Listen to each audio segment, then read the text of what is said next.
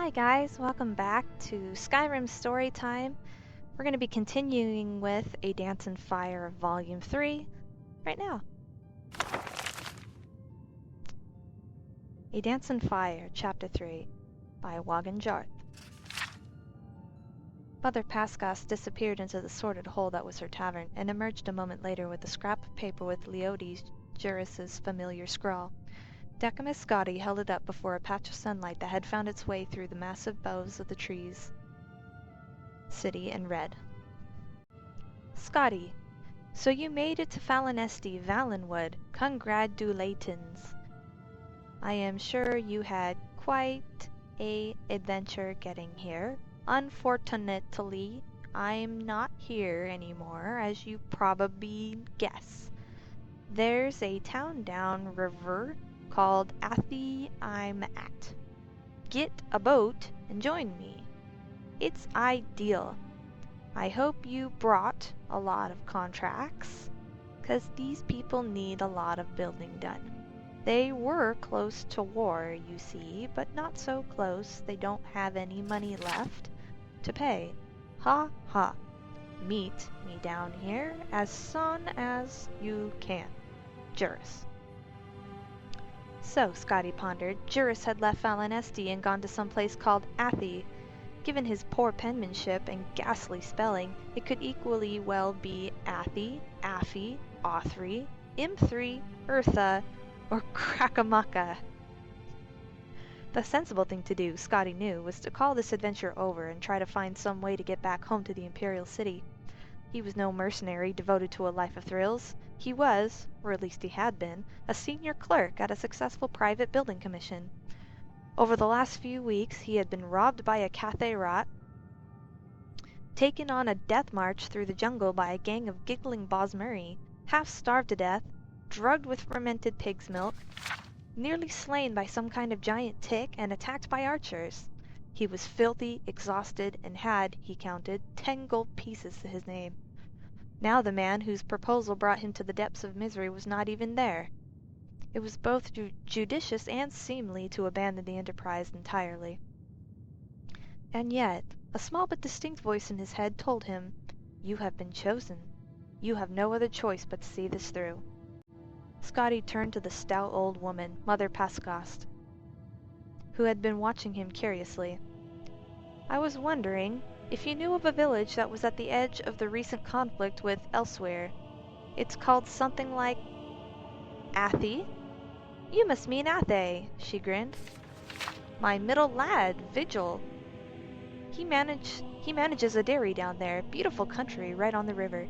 Is that where your friend went?" "Yes," said Scotti. "Do you know the fastest way to get there?" After a short conversation, an even shorter ride to Falinesti's routes by way of the platforms, and a jog to the river bank, Scotti was negotiating transport with a huge fair-haired Bosmer with a face like a pickled carp. He called himself Captain Balfix, but even Scotti with his sheltered life could recognize him for what he was. A retired pirate for hire, a smuggler for certain, and probably much worse. His ship, which had clearly been stolen in the distant past, was a bent old Imperial sloop. 50 gold and we'll be in Athay in 2 days' time," boomed Captain Balfix expansively. "I have 9 gold pieces," replied Scotti, and feeling the need for explanation added, "I had 10, but I gave one to the platform ferryman to get me down here." "9 is just as fine," said the captain agreeably. "Truth be told, I was going to Athay whether you paid me or not. Make yourself comfortable on the boat, and we'll be leaving in just a few minutes." Decimus Scotti boarded the vessel, which sat low on the water of the river, stacked high with crates and sacks that spilled out of the hold and galley and out onto the deck. Each was marked with stamps advertising the most innocuous substances. Copper scraps, lard, ink, high rock meal, marked "for cattle." Tar, fish jelly. Scotty's imagination reeled, picturing what sorts of illicit imports were truly aboard. It took more than those few minutes for Captain Balfix to haul in the rest of his cargo, but in an hour the anchor was up and they were sailing downriver towards Athay. The green-gray water barely rippled, only touched by the fingers of the breeze. Lush plant life crowded the banks, obscuring the sight all the animals that sang and roared at one another. Lulled by the serene surroundings, Scotty drifted to sleep. At night, he awoke and gratefully accepted some clean clothes and food from Captain Balfix. "Why are you going to Athe, may I ask?" inquired the Bosmer. "I'm meeting a former colleague there. He asked me to come down from the Imperial City where I worked for the Atreus Building Commission to negotiate some contracts." Scotty took another bite of the dried sausages that they were sharing for dinner. "We're going to try to repair and refurbish whatever bridges, roads, and other structures that got damaged in the recent war with the Khajiit." "It's been a hard 2 years," the captain nodded his head. "Though I suppose good for me and the likes of you and your friend. Trade routes cut off. Now they think there's going to be war with the Somerset Isles. You heard that?" Scotty shook his head. "I've done my share of smuggling skooma down the coast, even helping some revolutionary types escape the Maine's wrath, but now the wars have made me a legitimate trader, a businessman. The first casualties of war is always the corrupted." Scotty said he was sorry to hear that, and they lapsed into silence, watching the stars and moon's reflection on the still water. The next day, Scotty awoke to find the captain wrapped up in his sail, torpid with alcohol, singing in a low, slurred voice. When he saw Scotty rise, he offered his flagon of Jaga. "I learned my lesson during revelry at Western Cross." The captain laughed and then burst into tears. "I don't want to be legitimate.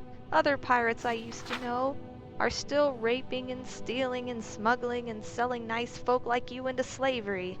I swear to you, I never thought the first time that I ran a real shipment of legal goods that my life would turn out like this. Oh, I know, I could go back to it, but Bondar knows not after all I've seen. I'm a ruined man." Scotty helped the weeping Mur out of the sail, murmuring words of reassurance. Then he added, "Forgive me for changing the subject, but where are we?" "Oh," moaned Captain Balfix miserably. "We made good time. Athe's right around the bend in the river." "Then it looks like Athe's on fire," said Scotty, pointing. A great plume of smoke, black as pitch, was rising above the trees. As they drifted around the bend, they next saw the flames, and then the blackened skeletal remains of the village. Dying, blazing villagers leapt from rocks onto the river. A cacophony of wailing met their ears, and they could see, roaming along the edges of the town, the figures of Khajiit soldiers bearing torches. "Bondar, bless me!" slurred the captain. "The war's back on!" "Oh no," whimpered Scotty. The sloop drifted with the current toward the opposite shore away from the fiery town. Scotty turned his attention there, and the sanctuary it offered.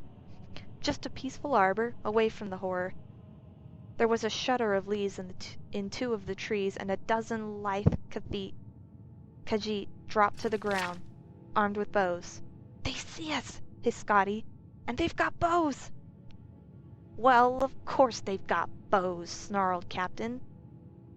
"The Bosmer may have invented the bloody things, but we didn't think to keep them secret, you bloody bureaucrat." "Now they're setting their arrows on fire." "Yes, they do that sometimes." "Captain, they're shooting at us! They're shooting at us with flaming arrows!" "Ah, so they are," the captain agreed. "The aim here is to avoid being hit." But hit they were, and very shortly thereafter. Even worse, the second volley of arrows hit the supply of pitch, which ignited in a tremendous blue blaze. Scotty grabbed Captain Balfix, and they leapt overboard just before the ship and all its cargo disintegrated. The shock of the cold water brought the Bosmer into temporary sobriety. He called to Scotty, who was already swimming as fast as he could towards the bend. "Master Decamus, where do you think you're swimming to?" "Back to Falinesti!" cried Scotty. "It will take you days, and by the time you get there, everyone will know about the attack on Athe. They'll never let anyone they don't know in. The closest village downriver is Grenos. Maybe they'll give us shelter." Scotty swam back to the captain, and side by side they began paddling in the middle of the river, past the burning residuum of the village. He thanked Mara that he had learned to swim. Many of Cyrodiil did not, as largely landlocked as the imperial province was. Had he been raised in Mir Korup or Ottoman, he might have been doomed, but the imperial city itself was encircled by water, and every lad and lass there knew how to cross it without a boat, even those who grew up to be clerks and not adventurers. Captain Balfix's sobriety faded as he grew used to the water's temperature. Even in wintertide, the Xylo River was fairly temperate and, after a fashion, even comfortable. The Bosmer's strokes were uneven, and he'd stray closer to Scotty and then further away, pushing ahead and then falling behind. Scotty looked to the shore to his right. The flames had caught the trees like tinder. Behind them was an inferno, with which they were barely keeping pace. To the shore on the left, all looked fair until he saw a tremble in the river reeds, and then what caused it. A pride of the largest cats he had ever seen. They were auburn-haired, green-eyed beasts with jaws and teeth to match his wildest nightmares, and they were watching the two swimmers, and keeping pace. "Captain Balfix, we can't go to either that shore or the other one, or we'll be parboiled or eaten," Scotty whispered. "Try to even your kicking and your strokes. Breathe like you would normally. If you're feeling tired, tell me, and we'll float on our backs for a while." Anyone who has had the experience of giving rational advice to a drunkard would understand the hopelessness. Scotty kept pace with the captain, slowing himself, quickening, drifting left and right while the Bosmer moaned old ditties from his pirate days. When he wasn't watching his companion, he watched the cats on the shore. After a stretch, he turned to his right. Another village had caught fire. Undoubtedly it was Grenos. Scotty stared at the blazing fury, awed by the sight of the destruction, and did not hear that the captain had ceased to sing. When he turned back, Captain Balfix was gone. Scotty dove into the murky depths of the river over and over again. There was nothing to be done. When he surfaced after his final search, he saw that the giant cats had moved on, perhaps assuming that he too had drowned. He continued his lonely swim downriver. A tributary, he noted, had formed a final barrier keeping the flames from spreading further, but there were no more towns. After several hours, he began to ponder the wisdom of going ashore. Which shore was the question? He was spared the decision. Ahead of him was a rocky island with a bonfire. He did not know if he were intruding on a party of Bosmeri or Khajiiti, only that he could swim no more. With the straining, aching muscles, he pulled himself onto the rocks. They were Bosmer refugees, he gathered, even before they told him. Roasting over the fire was the remains of one of the giant cats that had been stalking him through the jungle on the opposite shore. "Senche, tiger," said one of the young warriors ravenously. "It's no animal. It's as smart as any Cathay Rod or Omes, or any other bleeding Khajiiti. Pity this one drowned. I would have gladly killed it. You'll like the meat, though, sweet from all the sugar these asses eat." Scotty did not know if he was capable of eating a creature as intelligent as a man or Mer, but he surprised himself, as he had done several times over the last days. It was rich, succulent, and sweet, like sugared pork, but no seasoning had been added. He surveyed the crowd as he ate, a sad lot, some still weeping for lost family members. They were the survivors of both the villages of Grenos and Athe, and the war was on every person's lips. Why had the Khajiiti attacked again? Why, specifically directed at Scotty as a Cyrodiil, why was the Emperor not enforcing peace in his provinces? "I was to meet another Cyrodiil," he said to the Bosmer maiden, who he understood to be from Athe. "His name was Leodes Joris. I don't suppose you know what might have happened to him." "I don't know your friend, but there were many Cyrodiils in Athe when the fire came," said the girl. "Some of them, I think, left quickly. They were going to Vandisi, inland, in the jungle. I'm going there tomorrow, so are many of us. If you wish, you may come as well." Decimus Scotty nodded solemnly. He made himself as comfortable as he could in the stony ground of the river island, and somehow, after much effort, he fell asleep. But he did not sleep well. There we go. There we have it. The end of A Dancin' Fire Volume 3. See you next time.